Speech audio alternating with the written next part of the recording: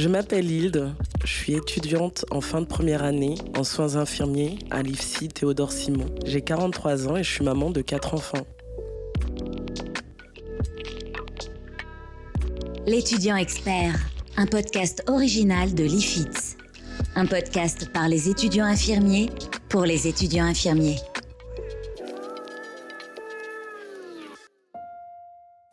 J'ai un parcours qui est assez atypique. J'ai été préparatrice en pharmacie.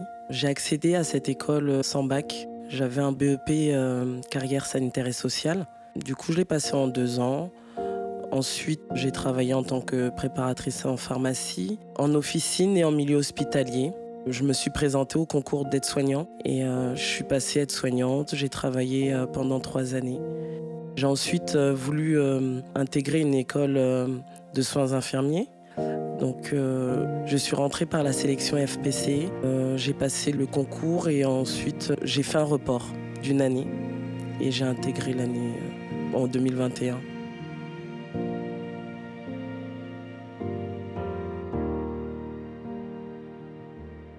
Les motivations que j'avais pour entrer en formation de soins infirmiers, c'est que j'ai toujours apprécié le métier d'infirmier depuis des années.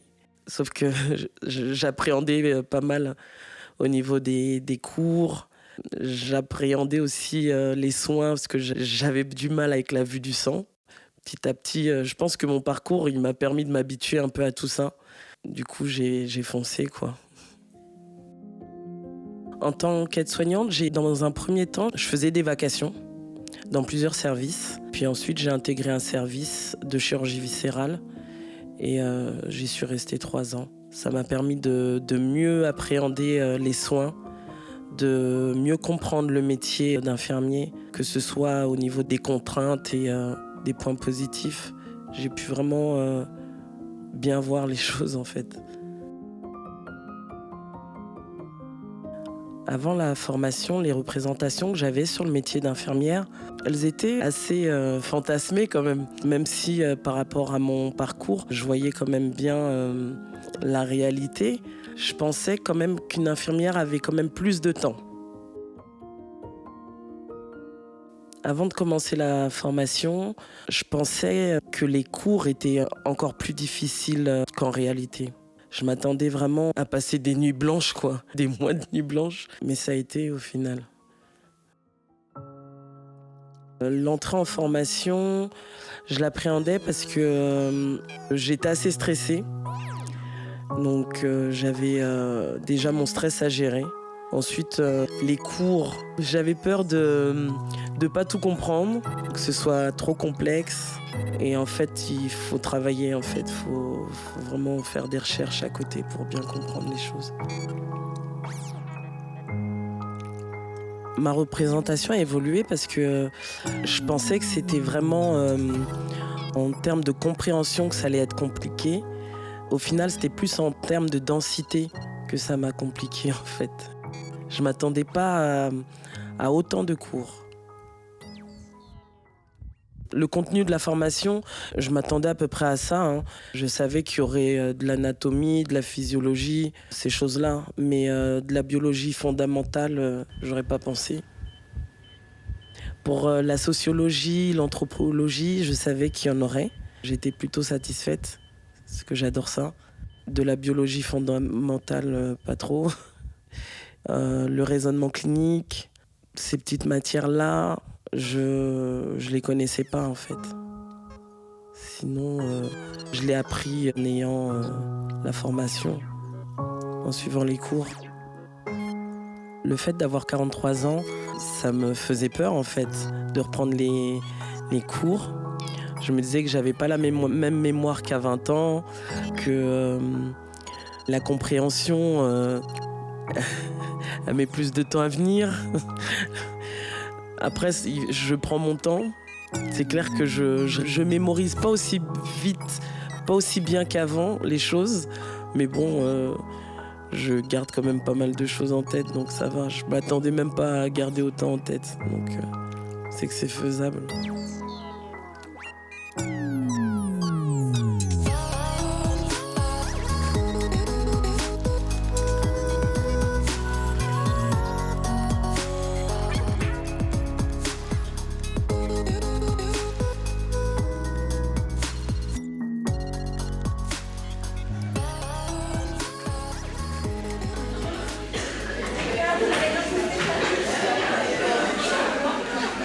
ça.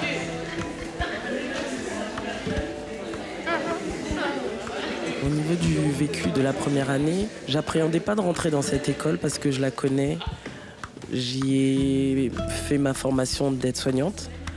Donc j'étais contente d'arriver à Théodore Simon. J'ai intégré un groupe qui est très plaisant. Je suis quasiment la plus vieille. Ils sont tous quasiment plus jeunes que moi. C'est un groupe qui est très hétérogène et on apprend tous des uns des autres. On est tous bienveillants. Ça se passe très bien. Les formateurs, c'est pareil. Quand on a des petits soucis, on peut envoyer un mail. Les profs répondent très rapidement. En termes de théorie, la formation, j'ai rien à reprocher en fait. On a fait nos deux stages qui se sont bien passés. J'appréhendais pas mal, mais ça a été. Il y a pas mal d'étudiants qui appréhendent les stages, mais je pense qu'il faut aller en stage sans appréhension. Il faut aller à la découverte, s'intéresser un peu à tout, faire des recherches derrière. Ça sert tout le temps. Et déjà rien que quand on est curieux, les équipes, elles aiment bien. On apprend énormément en fait.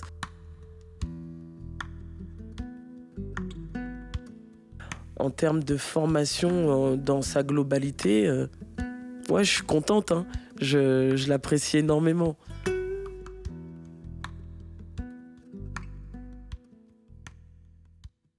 Alors, on a eu différents outils dès le début de la rentrée qui ont été mis à notre disposition, comme Office 365, Théa. On a une plateforme aussi Teams pour les cours à distance. Tout ça, ça a été très bénéfique en fait, parce que moi j'utilise un peu de tout, mais surtout Word pour les cours. Pour tout ce qui est démarche de soins à taper, je l'ai fait sur Word. J'utilise le PowerPoint, mais je suis pas encore au point. Après, en ce qui concerne Théa, je l'utilise beaucoup. Parce qu'il y a des auto-évaluations dessus qui m'ont énormément servi pour les partiels. Mais vraiment, il y a des petits cours aussi, ils m'ont moins servi. Je les suis, mais j'ai plus de mal. En ce qui concerne le e-learning, j'ai moins accroché.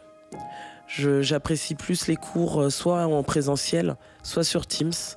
Je trouve qu'ils sont plus vivants en fait. Le e-learning, j'ai du mal.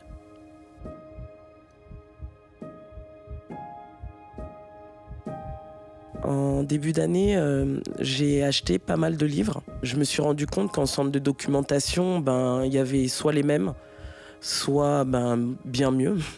Donc moi, tous les semestres, je m'y rends pour prendre des livres pour les partiels, pour me préparer aux partiels. Alors la salle multimédia, je l'ai utilisée quelques fois pour faire des travaux de groupe ou alors pour faire des copies. Mais sinon, pour le distanciel, je reste chez moi.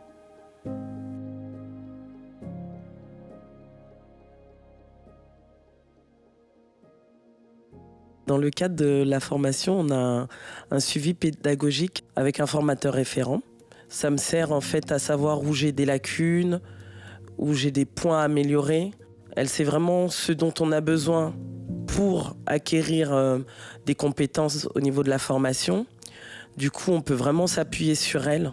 Elle vient nous voir en stage quand on a besoin ou même si on n'a pas forcément besoin, elle peut venir nous rendre visite. Elle nous encourage beaucoup. Même quand les moments ils sont assez difficiles, elle nous permet de pas abandonner, quoi. Et du coup, ça m'a beaucoup servi de la voir. Quand j'ai eu des difficultés, je lui ai expliqué que je voulais abandonner la formation juste avant les partiels.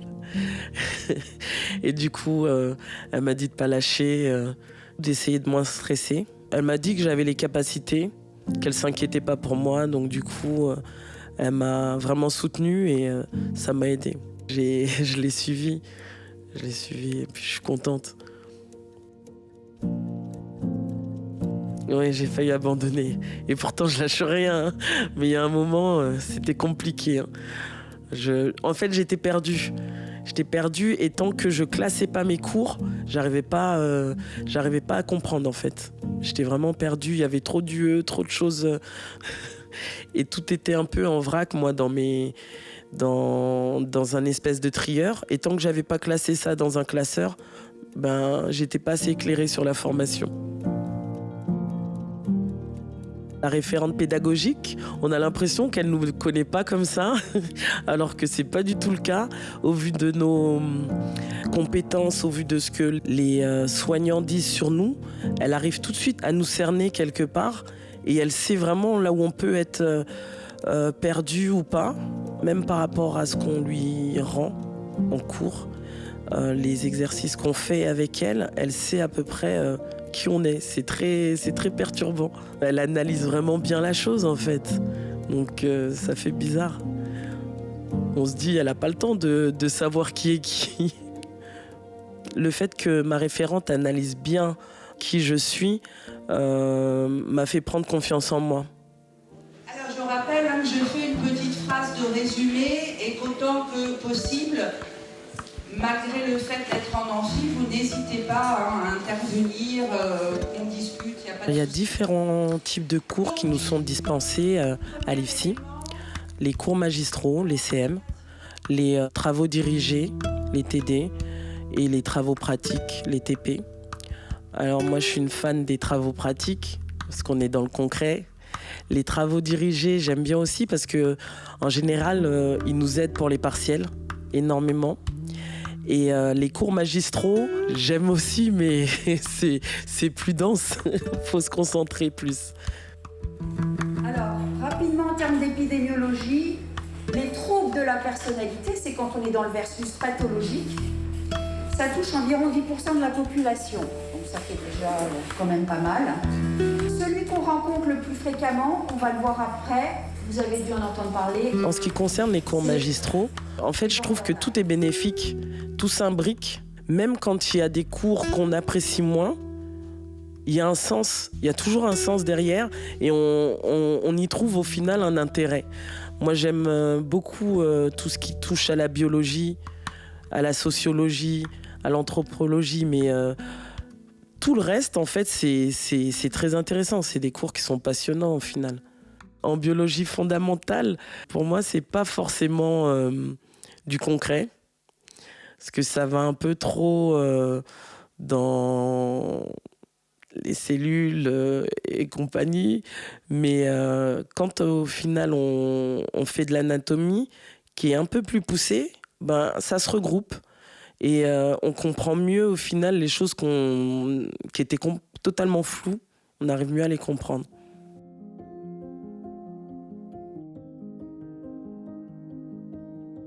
En ce qui concerne les travaux pratiques, ce que j'apprécie énormément, c'est que ça nous aide pour les stages. Parce qu'on ne pratique pas beaucoup en cours. C'est vraiment sur les lieux de stage qu'on fait le plus gros de la pratique. Ça nous permet d'être moins dans le flou, de savoir de quoi on parle, de tel matériel, d'avoir quelques bases en fait.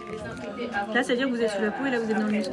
Et quand la petite, là, quand on est penché comme ça, c'est pas intradermique, c'est intradermique comme ça. Alors comme l'intradermique, elle est presque comme ça. Il y en a même une. Si on fait pour l'intradermoréaction, on est même vraiment. Alors c'est même encore une plus petite. Et puis en fait, on est vraiment sous le derme, on est comme ça. Et quand on injecte, ça doit faire une cloque. Au niveau de la chronologie des cours, surtout en ce qui concerne les cours magistraux, j'aurais bien aimé qu'ils soient plus répartis entre le premier semestre et le deuxième semestre, parce que le premier semestre est très dense, tandis que le deuxième semestre en cours magistral, il est plus léger. Et en ce qui concerne les travaux pratiques, j'aurais bien aimé en avoir plus au premier semestre, pour être plus à l'aise en stage, au premier stage. Je pense que si le premier semestre est aussi dense, c'est qu'on veut nous apprendre la base déjà, avant de pouvoir aller en stage, de connaître déjà le corps humain, parce qu'on va s'occuper quand même de patients. En prenant compte que le rythme de la formation était assez intense, je me suis rendu compte qu'il fallait que je change ma méthode de travail. Donc j'ai commencé à abandonner les prises de notes pendant les cours en systématique. J'ai commencé à faire mes fiches directement pendant les cours et ça me fait gagner énormément de temps parce que j'ai besoin de réviser avec les fiches. Et comme les cours sont affichés sur Théa, sur les plateformes de cours en ligne, je me base sur ces cours-là si j'ai besoin de revenir. Mais en général, ma fiche, elle est assez complète. J'ai pas trop besoin de revenir sur le cours. Et mes fiches, elles m'apportent un support vraiment du cours. C'est vraiment un résumé du cours, les choses essentielles. Je me base vraiment sur ça pour pouvoir réviser. Quand il y a des choses qui nécessitent des détails ou autres, par exemple des schémas, ça peut m'arriver d'en refaire carrément à la main. Ça m'a permis de bien comprendre certains fonctionnements de divers appareils ou systèmes du corps, en fait, de l'anatomie. Ça a été très facile pour ça. Pour mieux mémoriser mes cours, j'ai surtout été assidu. Rien qu'en étant assidu, on mémorise énormément. Même si on n'a pas l'impression, il y a énormément de choses qu'on garde en fait. La mémoire, ça on le retire. On le retire parce que c'est pas potentiel. Voilà. Et du coup, dans action, d'accord. Mimi, rôle propre en collaboration, ok. Aide à la réalisation aux actes de la vie quotidienne. Entre parenthèses, donc. Aide complète, quasi. Comment? Aide complète. On va mettre aide partielle.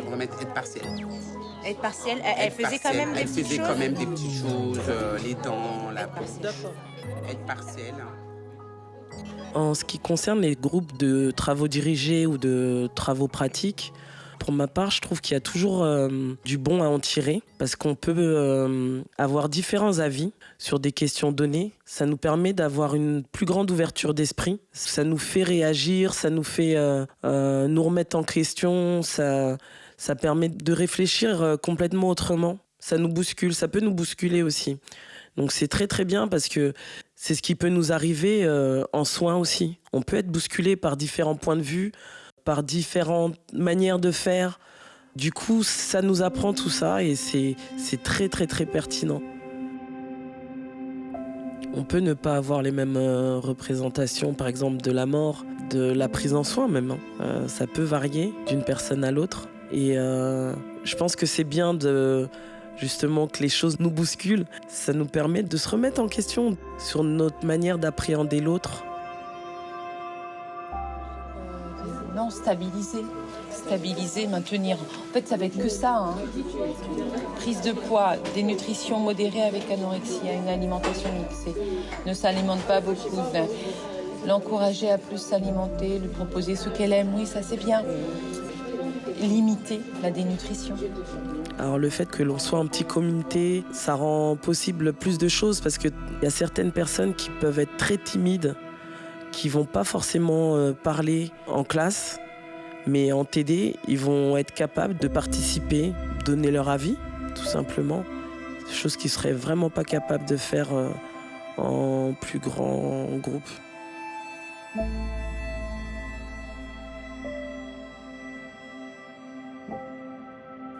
Je fais partie d'un groupe qui s'entraide.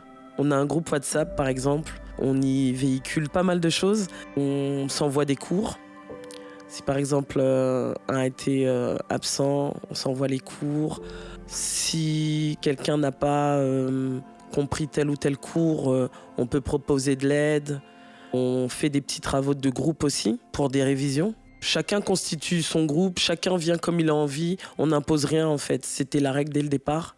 Ce qui fait que quand on a envie de réviser ensemble, quelqu'un peut proposer. Il y en a qui viennent s'agglutiner ou pas. C'est très bien comme ça en fait. C'est vraiment bienveillant. Il n'y a pas de prise de tête. Allez. Ensuite, alors, j'ai du mal. Alors vous avez du mal sur quoi? Je comprends pas parce que j'ai pris du coup celle-là, la 40 oui, la 40. 40 mg. Et du coup, moi, ce que j'aurais fait, c'est que j'aurais mis les 100 ml de chlorure de sodium plus les 40 mg de corticoïdes. Oui. Mais en fait, comme c'est 1000 litres, je dois convertir, c'est ça? Ah oui, parce que regarde comment vous allez. Bon là, il y a plus de, c'est du 50. Bon là, il y en a plus. On va vous considérer comme du 100. Pour les travaux pratiques, c'est des petits groupes déjà préétablis par les formateurs. C'est le même depuis le début d'année. On se connaît, il y a pas de souci. C'est plus les formateurs qui changent que nous, les élèves, dans les groupes de travaux pratiques.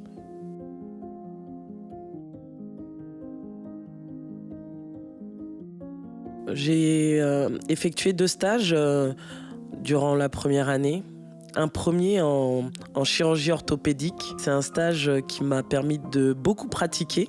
Je suis tombée sur une référente de stage qui était très pédagogue, qui m'a aidée dans mes recherches, dans toutes mes démarches, que ce soit démarche de soins ou APP, analyse de pratique professionnelle. Elle a été très à l'écoute et très bienveillante. J'ai eu beaucoup de chance. Dès qu'elle a été en confiance avec moi, elle m'a laissé pratiquer quasiment tous les soins. Donc j'ai beaucoup appris. Mon deuxième stage, c'était un stage en soins à domicile. Là, j'ai beaucoup moins pratiqué. C'est pas qu'il était moins intéressant, mais j'ai moins appris. J'ai fait plus de nursing que de pratique infirmière propre. Les semaines de stage, que ce soit en chirurgie orthopédique ou en SIAD, elles m'ont permis d'apprendre énormément et surtout de faire des liens entre les cours. Ça m'a permis de bien analyser aussi la prise en charge d'un patient dans sa globalité.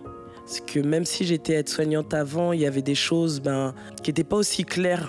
Avec les démarches de soins, ça nous permet vraiment de prendre le patient dans sa globalité, aussi bien pour les soins que pour les traitements, que pour voir le devenir du patient. C'est vrai qu'en tant qu'aide-soignante, c'était moins approfondi. Pour éviter de me retrouver dans ma fonction d'aide-soignante en stage, ce que j'ai fait, c'est qu'au départ, pour mon premier stage, j'ai beaucoup suivi l'infirmière. En fait, comme j'appréhendais qu'on me cantonne au rôle aide-soignant, j'en ai quand même parlé un petit peu avec la cadre. Elle m'a tout de suite dit qu'il n'y aurait pas ce problème-là dans son service parce qu'elle fonctionne de manière à ce que les élèves en soins infirmiers aient vraiment des ressources pour les soins infirmiers. Donc, ils passent maximum 1 semaine avec les aides-soignants et tout le reste du stage, ils sont uniquement avec les infirmiers. Donc du coup, ça n'a pas été un souci. Pour mon deuxième stage, ça a été plus compliqué. Au départ, je ne voulais pas forcément dire que j'étais aide-soignante auparavant, comme c'était des soins à domicile. J'ai été obligée de le dire au final, puisque sinon, les soignants, comme ils ne veulent pas perdre trop de temps avec les étudiants qui ne connaissent pas trop les soins, ils refusaient de nous emmener en tournée. Donc du coup, j'ai dû le dire, mais ça n'a pas été un souci. Dès que j'ai eu ma référente, elle a été bienveillante et elle m'a appris vraiment tout ce qu'il y avait à apprendre au niveau des soins techniques infirmiers.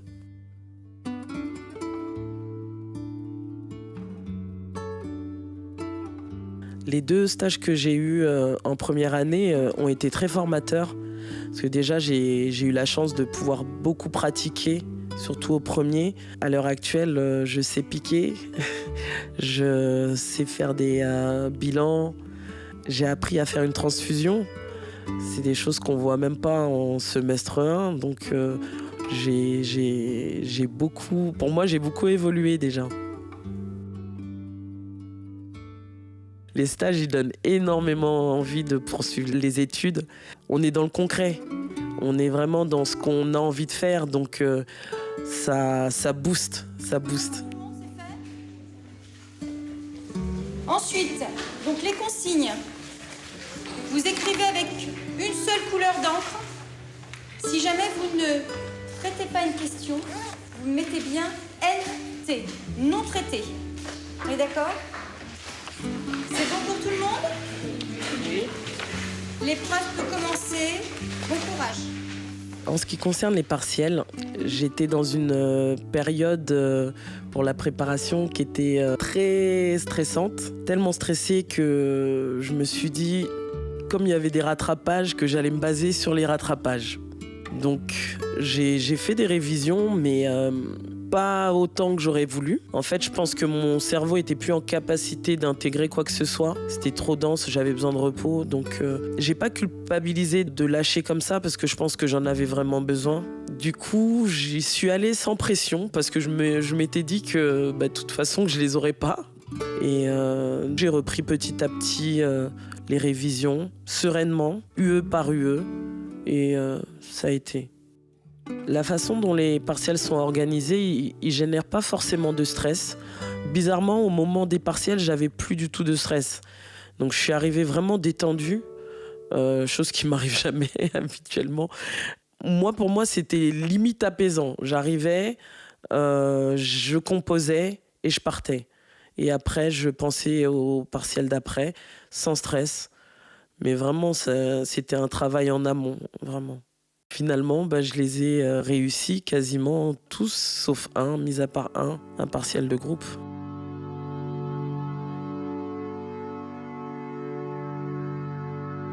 Pour moi, ce qui a été le plus difficile cette année, c'est de trouver mon organisation pour les cours.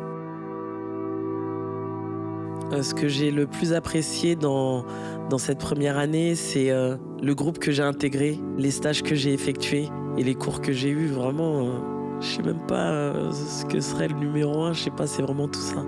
C'est un tout. L'ambiance du groupe, elle me porte, mais je pense qu'elle porte quasiment tout le monde, parce qu'on se soutient. Dès qu'il y en a un qui essaye de flancher un peu, on lui met un petit coup de pied au derrière pour qu'il se ressaisisse. On se soutient les uns les autres. Et ça nous permet de ne pas flancher, je pense. L'ambiance dans l'école, en général, elle est assez bienveillante. Que ce soit avec les formateurs, la directrice, les étudiants, toutes promos confondues, c'est bienveillant, c'est calme aussi. Il n'y a pas de chahut, c'est calme. Les représentations que j'avais de la formation après avoir repris mes études, elles n'ont pas forcément évolué. Je les trouve assez constantes. L'ensemble des cours m'a fait prendre conscience que l'infirmière avait quand même moins de temps que ce que je pensais. Parce qu'elle elle a énormément de transmissions à faire, que ce soit écrite ou orale. Ce qui fait que ça lui prend du temps. Elle a des soins à relever, ça dépend des services. Quelquefois, elle doit venir bien plus tôt que l'horaire où elle commence pour relever des soins, pour pouvoir mieux prendre en charge les patients qu'elle a en charge.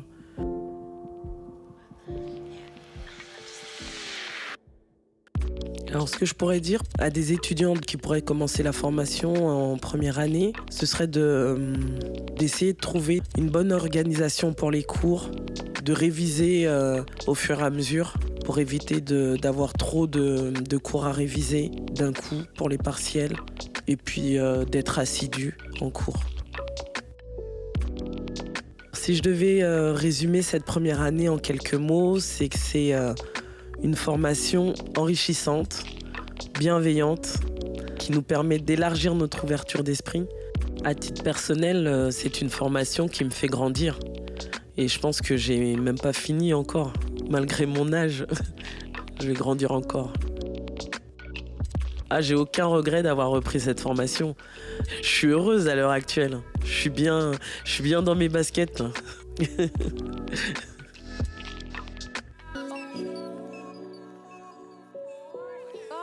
L'étudiant expert, un podcast original de l'IFITS.